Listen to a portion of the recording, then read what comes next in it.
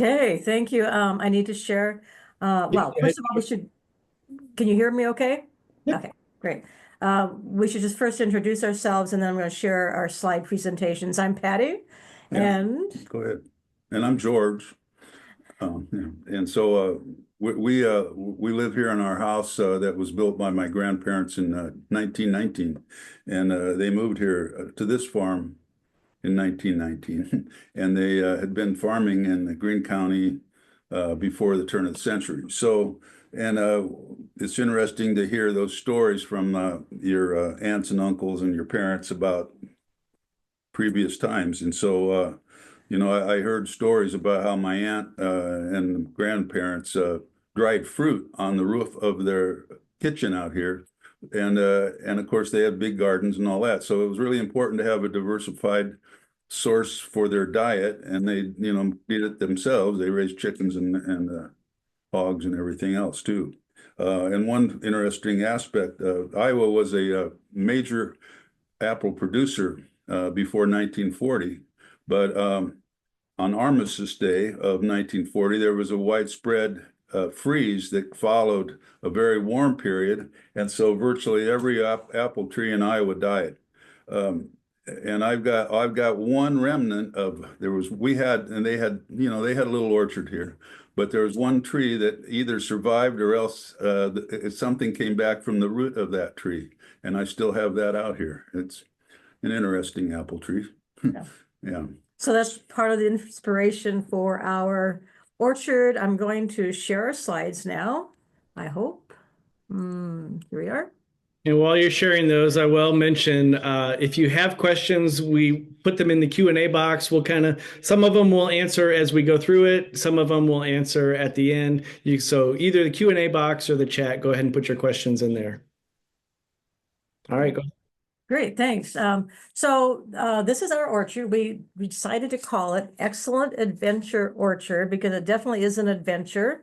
We planted our first trees in 2014, and we'll talk a little bit more about that as we go along. The photo here is apples in bloom, and these are the trees that George planted. I think the one on the very far left is the one that George mentioned from 1940. Others that he planted in here about 30 years ago, and they're kind of the inspiration for expanding our orchard. We began like this, and then we decided to do some more. I had two little boys at the time, so I was thinking ahead, I guess.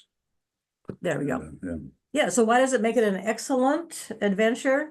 Monarchs are on the picture on the left. Do you want to mention the monarchs?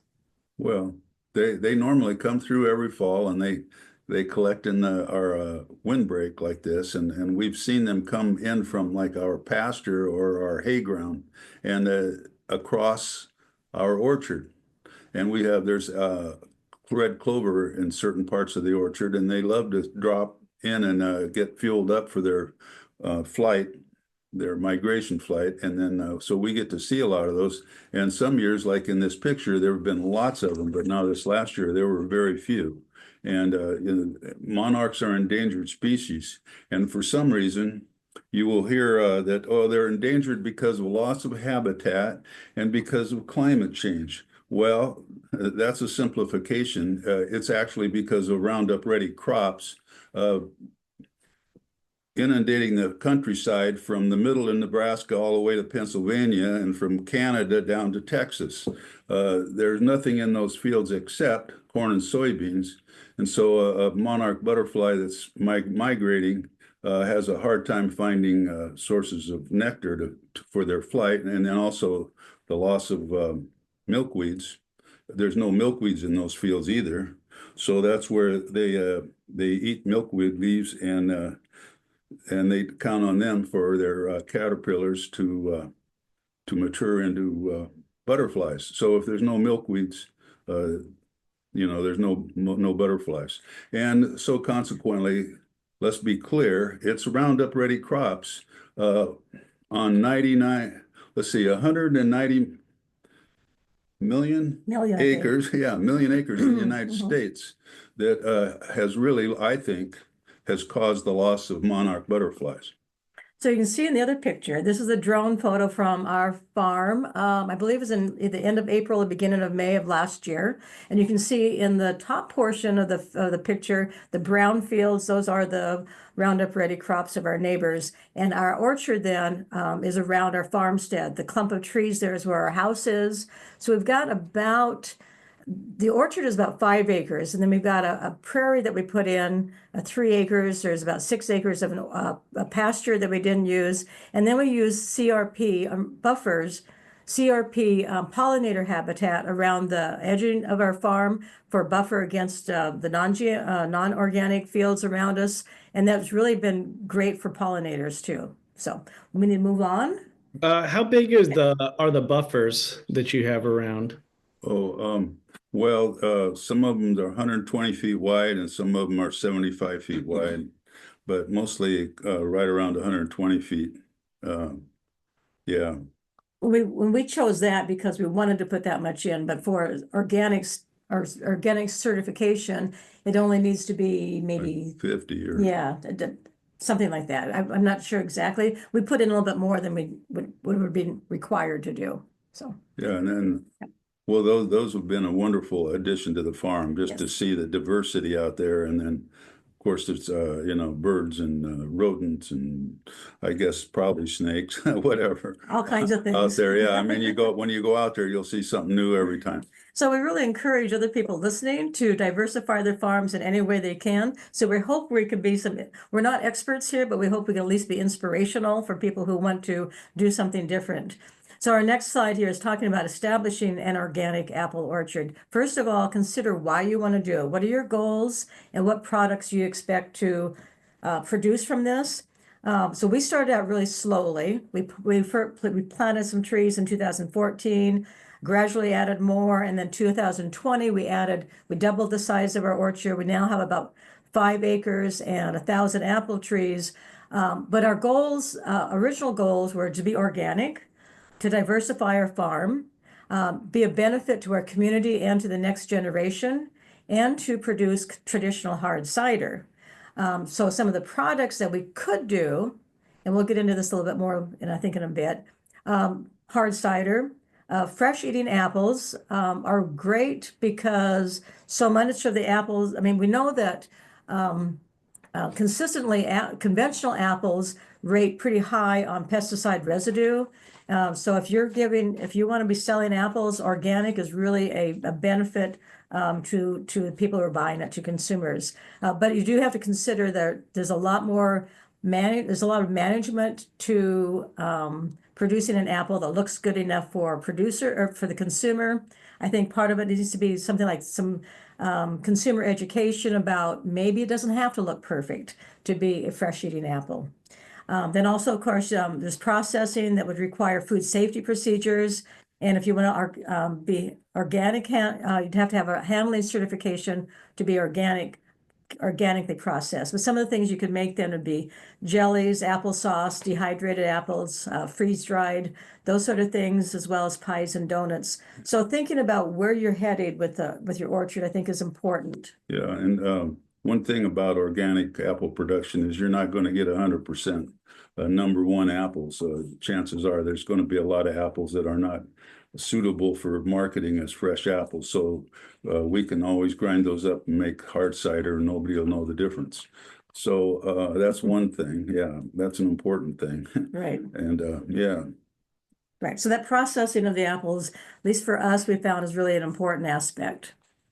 To be organic, document everything. You need to communicate with your certifier, consult the OMRI list, product list, which is, I wrote it later, the organic materials, whatever. I said another resource, whatever. It's in another slide. But even if it's on the OMRI list, that doesn't necessarily mean your certifier will approve it. And lots of times there are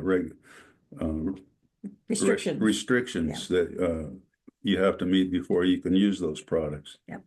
Understand their National Organic Program, its rules and regulations, and the new strengthening organic enforcement added some more requirements to your documentation. And this is important to know from the very beginning that you need to document everything that you're doing. The last point on this slide, it takes 3 years to certify land that had been in conventional agriculture, or you can have a prior land use declaration if it's something that has not been used for conventional agriculture and can be certified more quickly then. Another decision that you need to make the very beginning is what kind of system you're going to have for the apples, a trellis system, and there's a couple of different kinds, or freestanding trees. Mm-hmm. Yeah. So there's pluses and minuses for both of those. And if you're going to do a trellis system, you need to know what kind of rootstocks will fit that system. They're generally dwarfing trees. And the latest, a lot of this is motivated by big commercial orchards needing to simplify their labor. So it's much simpler to prune on a trellis. And but you have to have the right rootstocks for that. And sometimes now they plant trees that are 1.5 feet apart, if you believe that. Okay. And I think we're going to go into more of the pluses and minuses of trellising later. But these are things you got to think about ahead of time. With the trellis system, there's a lot of financial investment up front. You might get more apples off of fewer acres.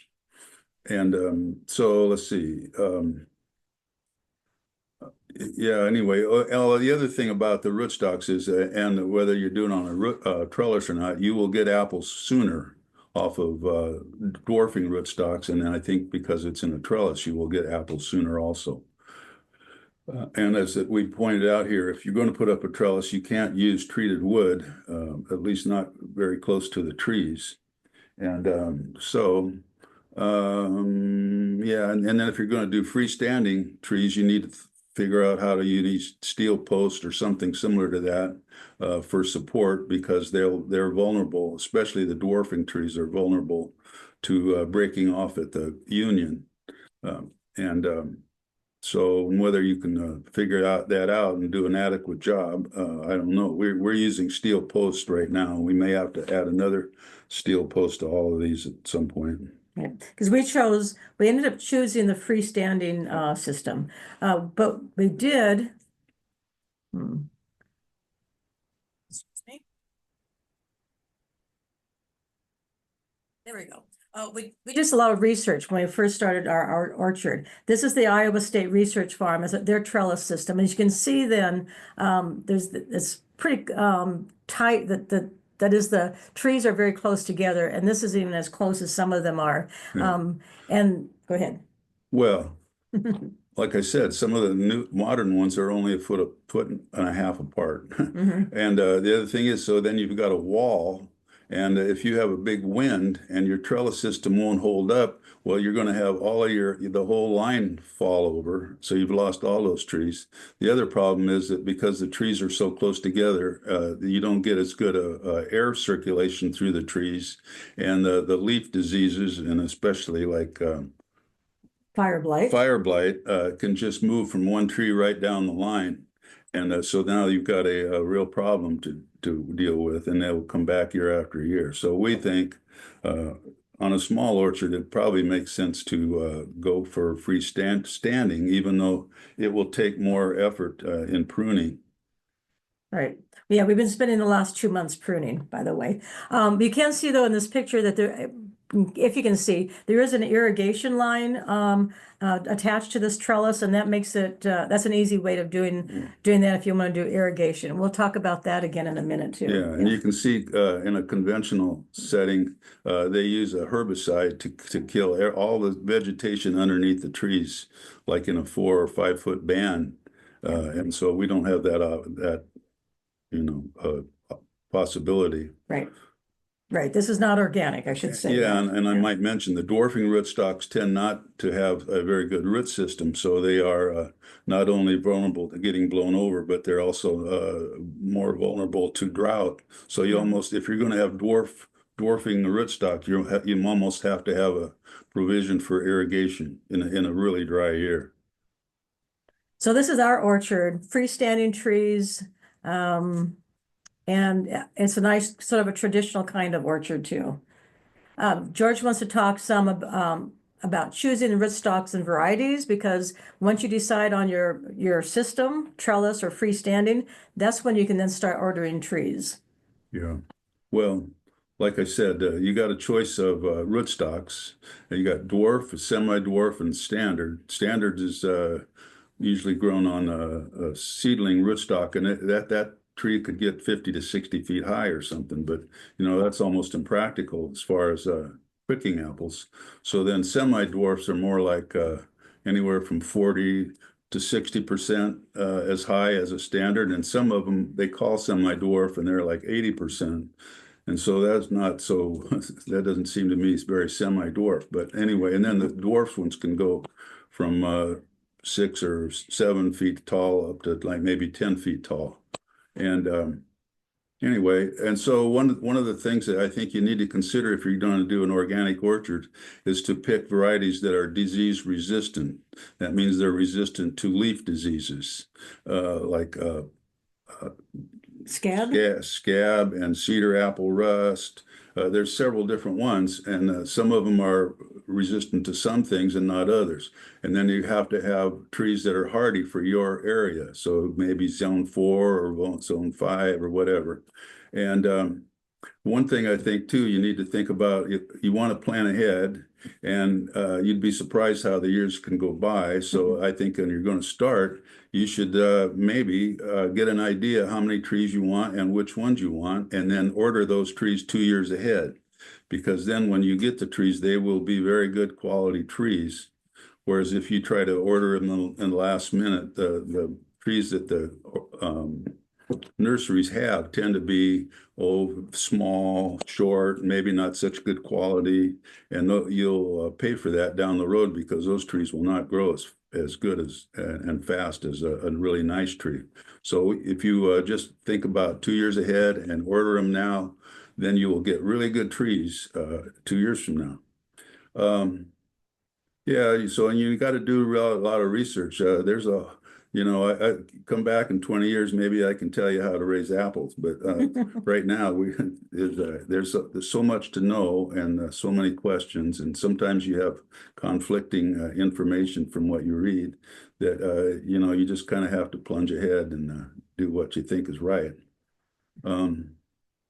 So let's see. Well, and the trouble is too, the sources of organic trees, little trees, are very limited. There's only a few companies out there that sell organic trees, and lots of times their varieties are not what you want for your purpose, and sometimes they'll only offer one rootstock, and it tends to be a really like a 80% height, and that that's not what we want. So you have to think about buying non-organic trees. Which is okay if you do an organic search and find that you can't find the kind of trees you want from an organic supplier.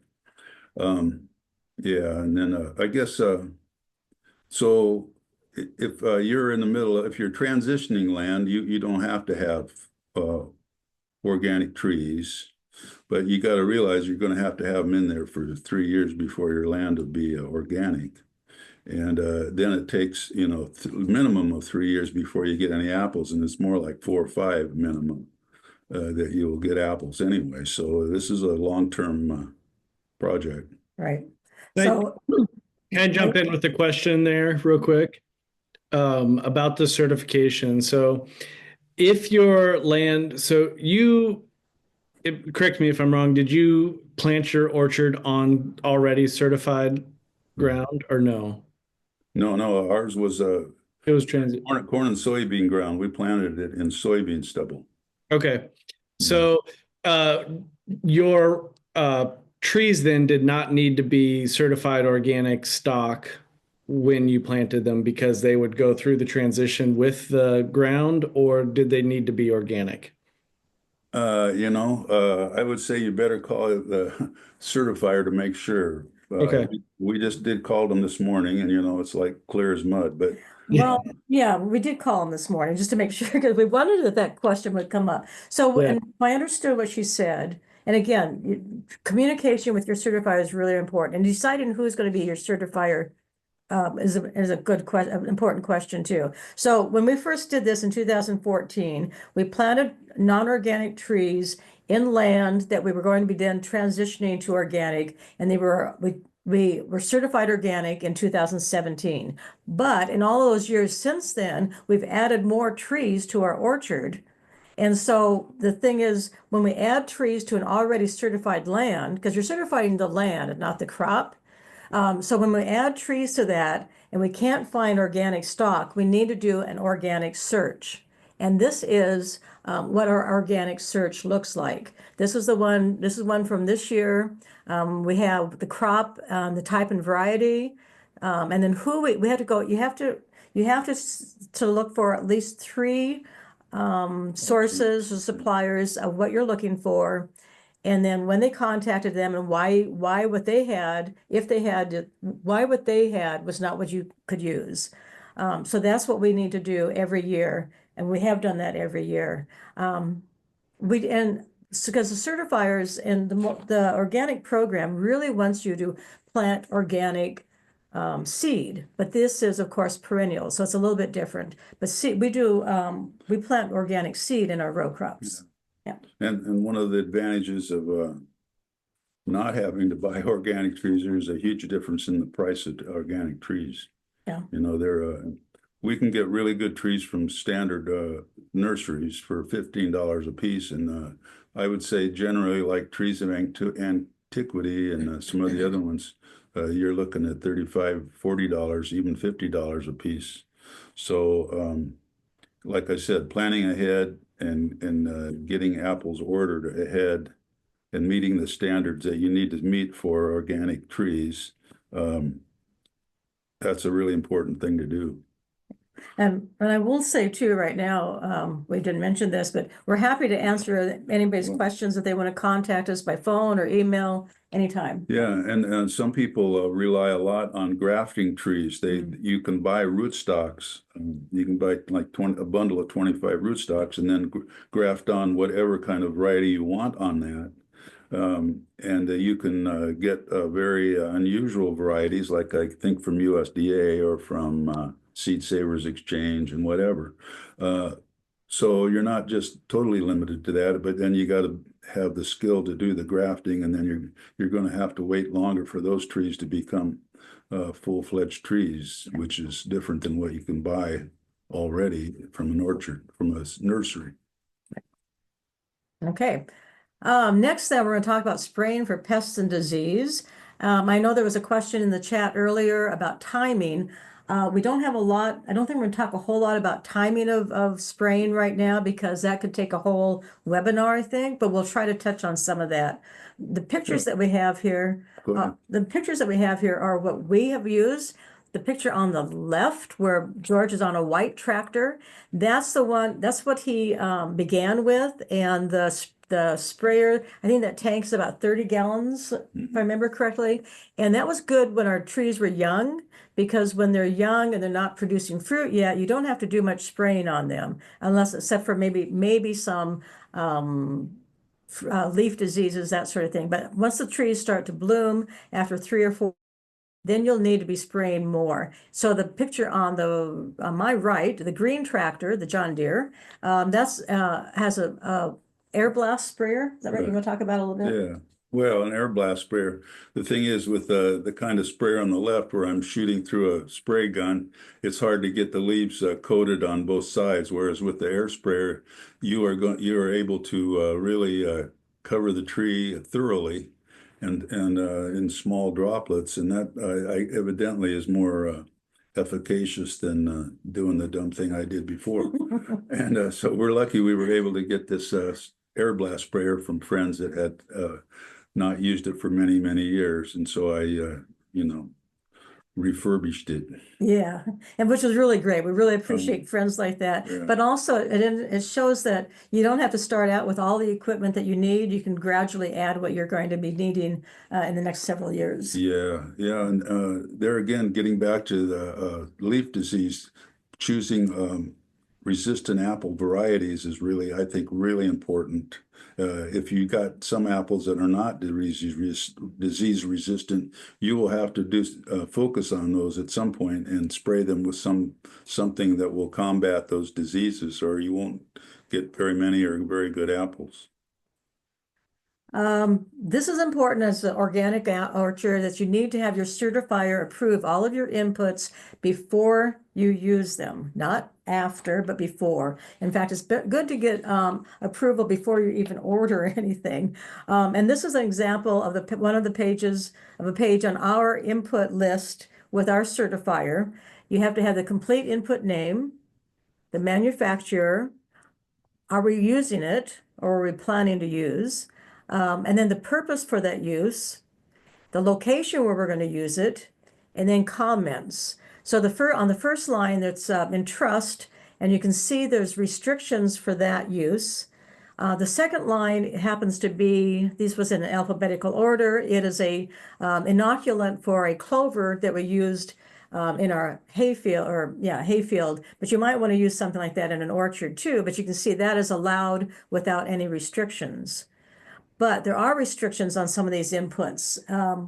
And they'll say it requires and this is exactly what it says on the previous slide, requires the use of preventative, mechanical, physical, and other pest, weed, and disease management practices. So that's why the management of your organic orchard is so important. So some of these examples would be choosing, I wrote that wrong, choose disease-resistant varieties, remove fallen apples, especially if they have insects, either eggs or larvae in them, mow and mulch, monitor regularly for diseases and pests, use lures and traps, and pruning for airflow, and to remove diseased limbs. So those are some examples of things that you need to be doing, and this would be in your organic what's it called? Farm plan. Yeah, your farm plan, so that your certifier knows that you're doing these things, and then they can approve the inputs that you need that have restrictions. Right. Yeah. Well, this is just a picture of some of the products that, we have used or plan on using. And one thing is that there are companies now that are coming out with a lot of biological, or I don't know, they have another name for it anyway. They're derived from bacteria and things like that. So then you'll get varying reviews as to whether they work or not. And so, it's kind of a hit and miss whether you're going to buy the right kind of things or not. And then you need to, like Patti talked about, timing is really important. And codling moth is a big one. We've just learned kind of how to do that more, how to spray at the right time. Well, anyway, we keep our fingers crossed. Well, go ahead. Oh, I was just going to say we are getting a couple questions about the spraying, and so maybe it's just a good time to talk about this and bringing up the codling moths. But like, what kind of pests are you spraying for? And what are you spraying? Like, what were you spraying in the pictures, George? That kind of questions. Yeah. Surround. Yeah. Well, the two main pests that we have trouble with one's plum curculio, and they put a bite in the apple, and then they try to lay the eggs underneath that bite, and those apples tend to fall off, but if they don't fall off, they'll have a scar on the side. And so they try to combat those. And our main spray for just about everything is called Surround, which is a kaolin clay that you spray on, and it coats all the apples and all the leaves with a very thin layer of this clay. And that is supposed to discourage the little bugs from biting the apple. They go, oh, I don't like that. It doesn't seem like an apple, so they don't bite it, or they leave, whatever. And so that's the main one, Surround. And then now I just recently, I read where this product called Venerate, if you add that to that, and you do that right after petal flaw, where the little apples are just starting to form, that's one of the main things for plum curculio. And there's other things you can use. Like you could use pyganic, but pyganic tends to kill a lot of beneficial insects. So you got to be careful about using that. And you definitely don't want to use it when the trees are in bloom because it will kill bees. Yeah. So yeah, and then the codling moth, that's a son of a gun. But we've learned now that there's such a thing that it's a biofix. If you put out traps out in the orchard and you notice, okay, I've got some codling moth moths in your trap, that's when you start your biofix, and then you can go for about 150 growing days. Degree days, I guess, yeah. And that's during that period it'd be when you should spray to smother the eggs. And then at 250, well, and then up to 250 days, I think. But 250 degrees is when you need to start spraying to combat the little caterpillars that emerge from those eggs. And if you don't get them then, you're just out of luck. So then there again, you just have to read up on and figure out what it is that you think might do the trick on those things. And pyganic would probably, but you also got to know it could harm your beneficial insects. And BT might work. You know, there's different choices, and you need to talk to people that have used all these things. And one of the great sources for that is the Organic Fruit Growers Association. They have a listserv and they have stuff on their websites that will help you learn these things. And if you need to ask questions of other producers, you can, and then you'll get information or examples of what their experience has been. Yeah, they're a great resource. I'll also add, so it's important to know what your pests are, and diseases also, but especially pests because they're different in different places. I think we may have more codling moth and plum curculio because of the old orchard that we had here too. But then another example, last summer, I was mowing in the orchard in July and saw a tree that was covered with Japanese beetles. And I went, oh my goodness, what am I going to do? And it turned out that the Japanese beetles were in our orchard, but they were only attacking 2 or 3 different varieties, not the whole orchard. So we were able to go in, I think we used pyganic at first, mixed with surround, and hit them with that first, and then continued with surround for a couple more weeks. And they didn't do much damage, but they were there. And that's why monitoring, keeping an eye on what's going on, what's out there, and then being selective about what you do when you do need to spray is really important. And there are some sprays that would help you with the leaf diseases too. There's sulfur sprays, which we haven't used. And I guess you got to think about, let me think, what was I thinking about? Well, anyway, there's different products. And so, yeah, one of the things is you got to find out whether, like, for instance, oil and sulfur are not a good combination, whether even if they're sequentially, you got to, it's before you use like sulfur or something, if you've used oil when the blossoms fall off, it'll be quite a while before you can use sulfur or vice versa, because there will be a damage to your leaves. So those kind of things have to be taken into account. So it's a little bit complicated, and that's why we're not going to go any deeper in it in this webinar, but certainly there's a lot of help out there when you need it. So if we can, we're going to go into a little bit more about orchard management, about what you need to do on a regular basis. I put this photo in because I just love the photo. This was from July of 2014. We planted these first trees in this orchard in April and May of 2014. So this is beginning. We were spreading mulch around the young trees with rakes, shovels, and a wheelbarrow. There's a lot of labor involved in managing an orchard, and especially if you're starting out slow. This is an example of managing weeds, and kind of what you shouldn't do. This is the orchard that we established in 2020.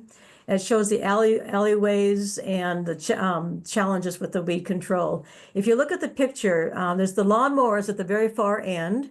There is an irrigation drip line laying down the middle of that alley, because what we've been doing is, this is the orchard we established in 2020. A lot of the rootstock needed irrigation, we felt, and we're really, really glad that we put the irrigation in. But they're freestanding trees, so that means that irrigation line is kind of in the way. We didn't really plan ahead very well.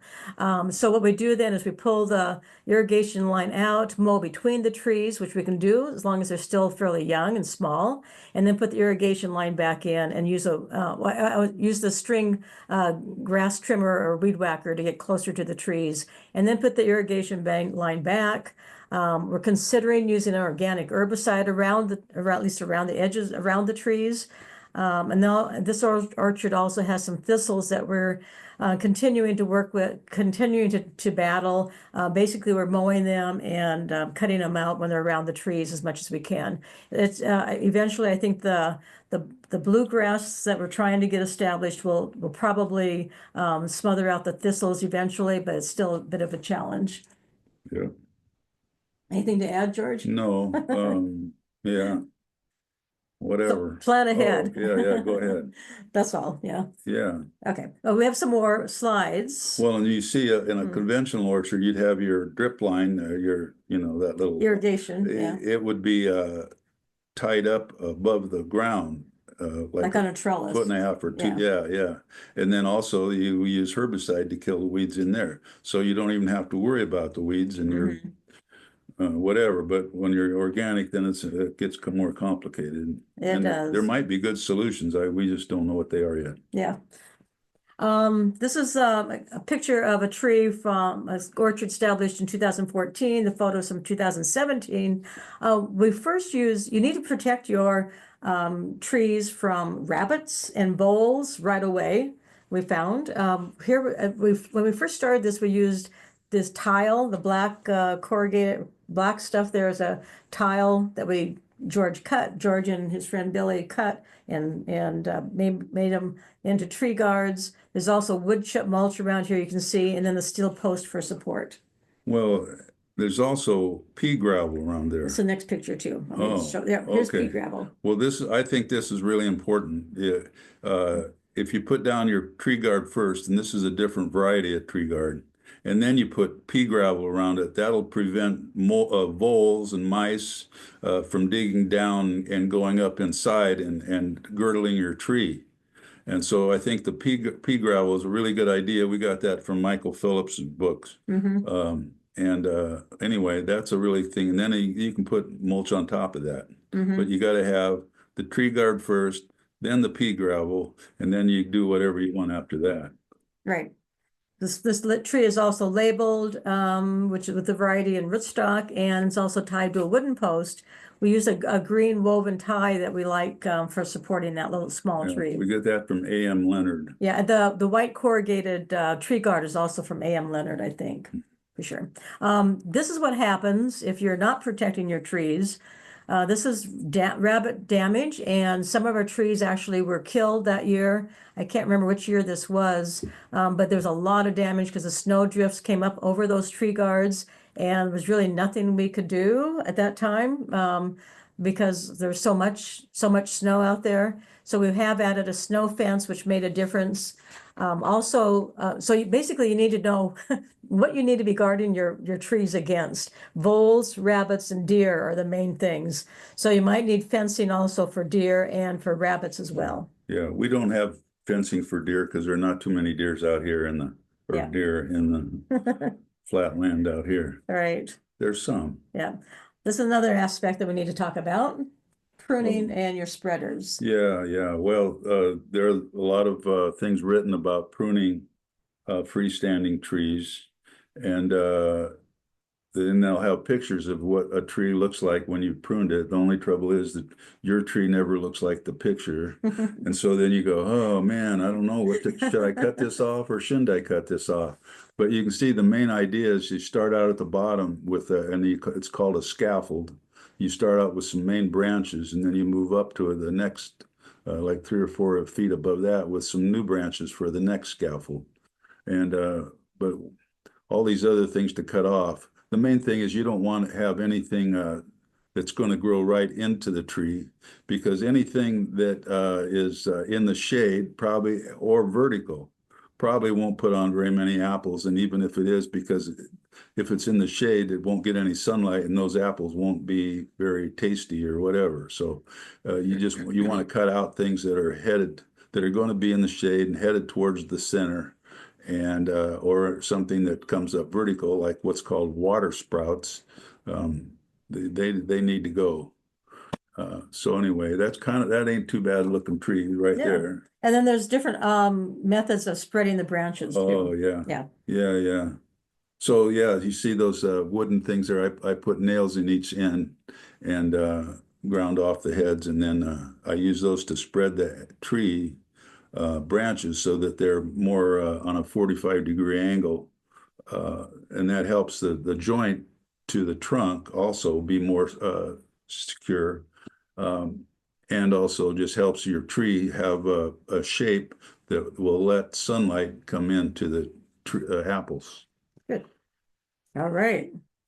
One last thing about managing your orchard. This is on one of the new strengthening organic enforcement rules is that everything needs to be labeled, which is a good idea anyway. So on our when we harvest our apples, we put them in these crates and label the crate with that's organic. So the product name, this is a red fleshed crab. It's organic. It was harvested on September 30th in 2024.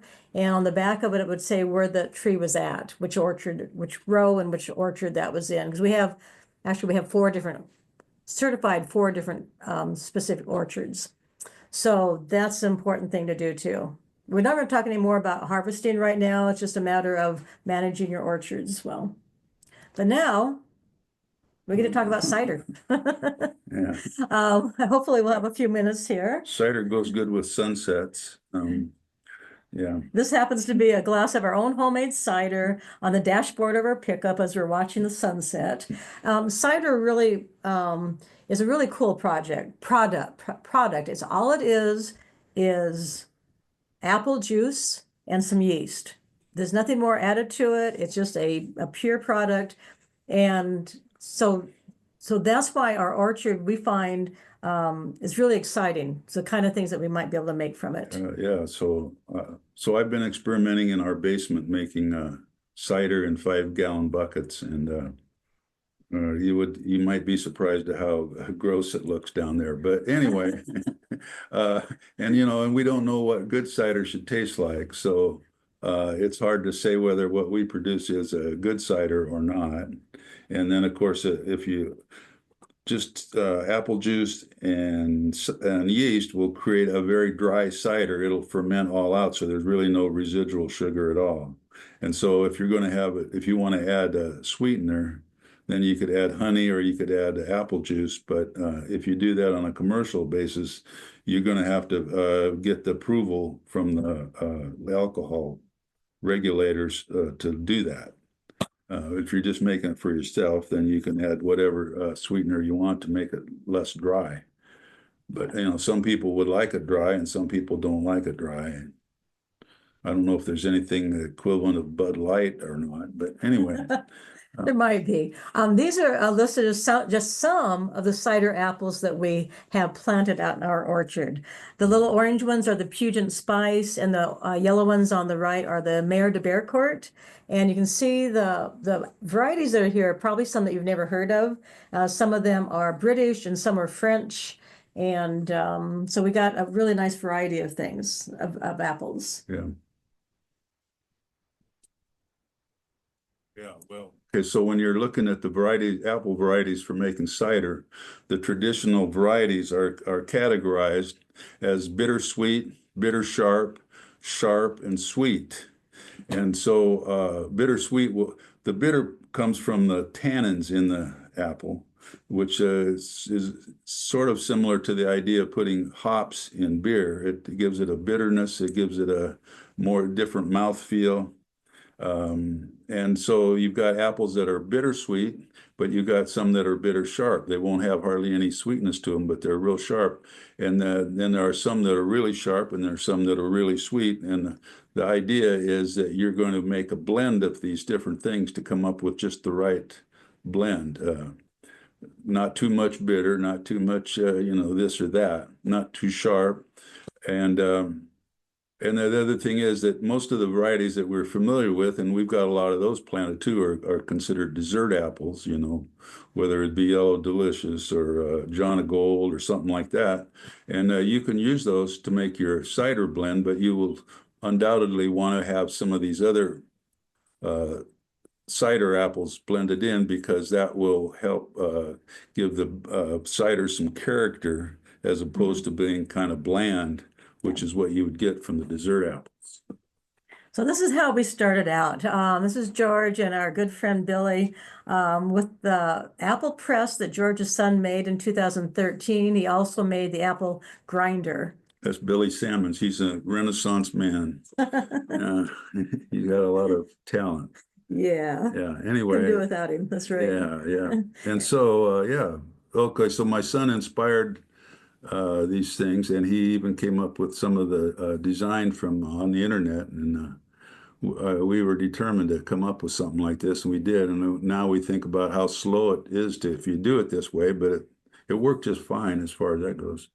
And here I was. We refined the thing so that the cider would fall off of this plastic sheet into our container there. Yeah. And we used just a hydraulic jack up here to push down on another big heavy piece of plastic inside of that crate, or whatever we call that. Yep. But then we moved up in the world, and we splurged or plunged into, we bought a stainless steel grinder on the left and a stainless steel press on the right. The one comes from Italy, the grinder comes from Italy, and the press comes from Slovenia. And they both work just fine, great. It was a bit of an investment, but it was worth it, certainly. It goes a lot faster. So next up then is we're planning to put up a building this year. As you can see, all of this we've been doing outside. But hopefully we'll continue making cider or processing our apples. Iowa PBS, such a nice group of people, came out and did an episode of our cider making. If you want to know a little bit more about how we make our cider, what we do here in our orchard, it was kind of fun. Yeah, look, episode 206 on the, yeah. What's the name of the movie? Oh, Iowa Life. Iowa Life. Yeah. Mm-hmm. I watched it. It's awesome. It's awesome. Yeah, and Billy was helping on that one too. And my son and too. Dylan was in it too. Yeah, Yeah, I had a right. son and helping to planting trees. Yeah, that was a lot of fun. Mhm. And then just some resources too. There's not a whole lot currently on organic apple production. At least I couldn't find a whole lot, but there's some really good sources. The one from NCAT and the one from Iowa State Extension. They're both, one's from 2011, the other one 2010. The Michael Phillips books are really, really good.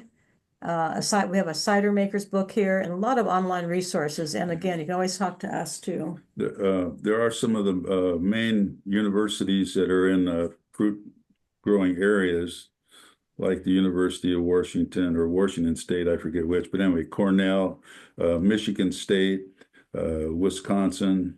They publish some things regarding organic apples, and sometimes, or they will have a fruit grower's guide type of thing that includes recommendations for conventional sprays, chemicals, but they also then will have some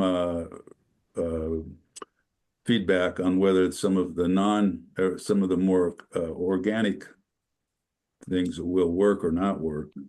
So anyway, those are important sources too. Yeah. Awesome. Well, we do have a few questions, and we'll kind of just try to hit them as fast as we can here. Kind of work my way up. But question was about the metal posts. They just appeared to be T-posts, right? Just from any farm store. But you mentioned some posts that you can't use on an organic farm, the wood posts. Can you speak to those? Well, just you can't use a treated wood. Okay. And yeah, theoretically, black locust trees will not rot. That's the trouble with a lot of wooden things. They'll rot away really soon. So, but black locust won't. And but yeah, steel posts, and there's some very sophisticated steel posts too. Some companies sell a very sturdy steel post, which costs quite a bit more. So we're kind of just keeping our fingers crossed. And they come in different heights. I think the ones, Yeah, yeah, yeah. Okay. Yep. Next question was about weed fabric. Is that something you guys have ever considered? we tried it in that picture that I showed with the orchard that we established in 2020. We Mhm. tried it in 2 of the 18 rows that we had. And it kind of worked, kind of, but not as good as I would have liked it to. And we have a lot of, it would be a lot of landscape fabric to put down. But it is a possibility, I think. But then if you have to be concerned about irrigation or rainfall. And also you need to make sure that your organic certifier okays it, because once it starts fraying, then you're supposed to pull it up, and Sure. seems like it might be more headache than it's really worth. Yeah, it might be a challenge as it goes through. Yeah. Did you consider silver pasturing adding any livestock to your orchards or? Yeah, we've considered that. Chickens in particular would be good for eating little worms that fall down from the tree down on the ground, I guess, and like plum curculio bugs and all that. And they say hogs do a great job too. But the only trouble is you got to know when you have to get the livestock out of there, because there's a restriction as to whether you're going to have any kind of manure on the ground so many months before harvest. So, Okay. yeah, so lots of times I think people will put livestock in the orchard after harvest and to clean up the floor. I think that's an excellent possibility. I think maybe the next generation here on this farm might try something like that. I'd also like to say, when we first started our orchard, I put herbs and things like gooseberries and small shrubs between some of the trees, thinking in the rows, thinking that would be a really good thing. The trouble is, when we go through and spray our apple trees, the small fruits or the herbs also get sprayed. So I don't really think for me, it's not as practical as I was hoping it would be. Okay. Billy Salmons reminds you that you have non-treated oak steaks from Knolt's. Oh, Right. yeah. And those were from Billy. Thank you, Billy. That was Yeah. one of the photos that we had. By way of Knolt's. Those steaks really do, I don't know, they're amazing. They survive a long time. Yeah, I mean, they won't hold up a big tree, but they'll hold Right. up a small tree for a long time. right. Sure. Yeah, no, What percentage of your apples would you consider to be or would be considered number ones? It depends on the year. Last year or 2 years ago, when George wasn't able to get out there and spray very much, probably 10%, which is not very good. So we're hoping to do better than that as the years go by, as our spraying and our management gets a little bit better. Because at first we really weren't focused on fresh eating apples, but I think that's really a direction that we need to go now. I think farmers markets and that sort of thing would be something really good for this orchard. yeah. Well, you don't have to abide by too much food safety rules if you're going to Selling fresh fresh. apples. Yeah. Right. The rules are, if you cut an apple in two, just put one cut in it. It's all automatically under the food safety rules, and so you got to follow all that. Right. Yeah. I think this is an important one, so I want to make sure we have time for this one. Can you share some of the considerations you had when you were selecting your organic certifier, or how that conversation went? Well, I think just a friend of ours thought was with Mosa already, and they said, "Oh, yeah, that's a good outfit," so we went along with them. Mosa. Yeah. But we've also considered moving because Mosa does certify hydroponics, and we just soon not endorse that kind of behavior. So we've thought about making a switch, but that's not easy either. So And they've been easy to work with, and I like their documentation. I'm used to it. So each certifier seems to have different documents that they want you to fill out, forms. And so I like the system that MOSA has. Yeah. But we also looked at OCIA, and they have a good system as well. And they don't approve of hydroponics. So Right. that's one reason we would want to switch to them. Mhm. Sticking on the certification, and I think this is always an interesting question. I get it I talked about it yesterday at Loris in Dubuque. But is it worth jumping through the organic certification hoops if you're already treating it as organic? Oh, Well, okay, for Yeah. two different reasons. First of all, we really want to support the organic program. We think it's really important. It does cost some money, absolutely, and a lot of work, and you need to be certified or inspector. But I think supporting the program because it's a legitimate program, I think, and I think that's important. And well, and if you're already, if you think you've been treating your apples or your land organically already, then it won't be hard to get your land certified. It's not like you have to put in 3 years, I don't think. You just have to verify that you haven't done the wrong things in the past. mhm. So, And I think it also, yeah, I think that's good. And then one of the things I always talk about is the marketing of it, because as Patty mentioned, it is a legitimate certification that's recognized by consumers and also by the government as a thing. So if you're selling off your back porch, maybe it's not going to matter as much. But if you're selling in a place where either you're selling wholesale to somebody else, that certification makes a big difference. Or if you're selling even at a farmer's market, especially with fruits. I know this is something you mentioned early on in it, Patty, that apples hold that herbicide residuals, those chemicals longer. And a lot of people, we know that at least 70% of Iowans purchase something organic across the year. And a lot of times it happens, they're saying, this is something I'm going to decide to purchase organic. And so having that label, I think can speak to the customer in that situation, especially when they go to the farmer's market and you have that USDA label on your sign, if that was something that was going to go down the line. Or if you're going to make cider and you're going to bottle it or can it, and it's going to end up on a retailer's shelf, that label matters as well. Yeah. Yeah, I'd like to just add, I don't know how many times I've told people, yeah, we're organic farmers, like doctors and stuff like, and they go, oh, that's just wonderful, Yeah, well, it's wonderful that we have a few organic farmers, but we need to be asking the question, how is it we can have all of our agriculture be organic? Because the current system obviously isn't sustainable. So it's got to stop someday. You would just want to let it stop as a catastrophic event, or do you want to move towards an organic system? That's what we need. And that if you're interested in how the kind of policy that would be required for that, you need to talk to Patty and I, or go to our website, clarityonparity.com. That's right. Hey. Well, that was a great shameless plug.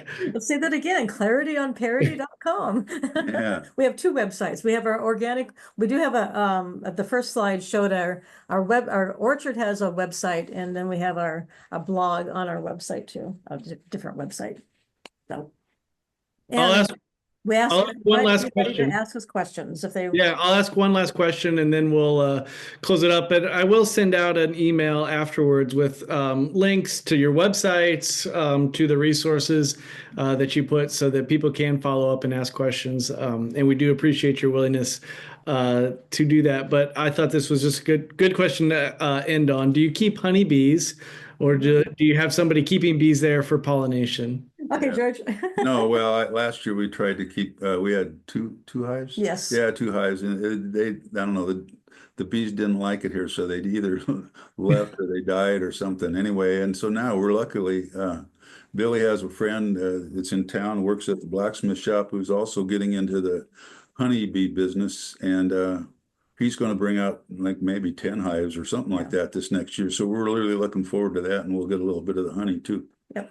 Yeah. So, but that's a whole nother science and art that, But also the CRP pollinator habitat provides habitat for natural pollinators, which we think is really important too.